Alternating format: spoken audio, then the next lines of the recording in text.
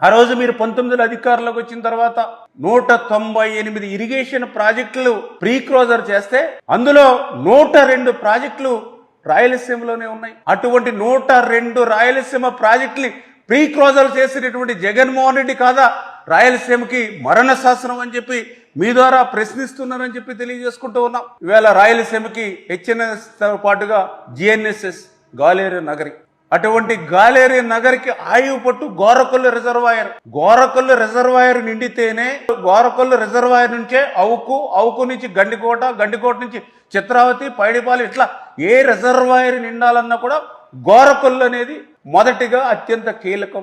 అటువంటి గోరకొల్లు రిజర్వాయర్ ప్రమాదభరితంగా ఉంది. గట్లు బండ్స్ స్ట్రెంగ్త్ జారిపోతూ ఉన్నాయి. దీనికి నిధులు కేటాయించమని అధికారులు 5 సంవత్సరాలు మొరపెట్టుకుంటే 5 సంవత్సరాల్లో జిఎన్ఎస్ఎస్ కి ఆయువు పట్టు లాంటి గోరకొల్లు కూడా ₹1 నిధులు మంజూరు చేయడానికి కూడా చేతులు రానిటువంటి నువ్వు ఈరోజు మరి రాయలసీమ గురించి మాట్లాడడం అని అంటే, ఎందుకంటే ఆ గోరకొల్లో నీళ్లు నిండితేనే నీ కడప జిల్లా, నీ పులివెందుల, చిత్రావతి రిజర్వాయర్కి నీళ్లు వస్తాయి. అటువంటి గోరకొల్లుకి నువ్వు ₹1 ఇవ్వకపోతే ఈ రోజు ఈ కూటమి ప్రభుత్వం వచ్చాక ఈ రోజు మేము 58 కోట్ల నిధులు మంజూరు చేసి ఆ గోరకొల్లు రిజర్వాయర్ బండను స్ట్రెంగ్తన్ చేస్తున్నటువంటి పరిస్థితి. మరి జిఎన్ఎస్ఎస్ కే ₹1 ఆ యొక్క గోరకొల్లుకి కేటాయించినటువంటి వాడివి ఈ రోజు మరి రాయలసీమ గురించి ఏ ముఖం పెట్టుకుని మాట్లాడుతున్నావు అని చెప్పి ఈ రోజు నేను ప్రశ్నిస్తున్నటువంటి పరిస్థితి.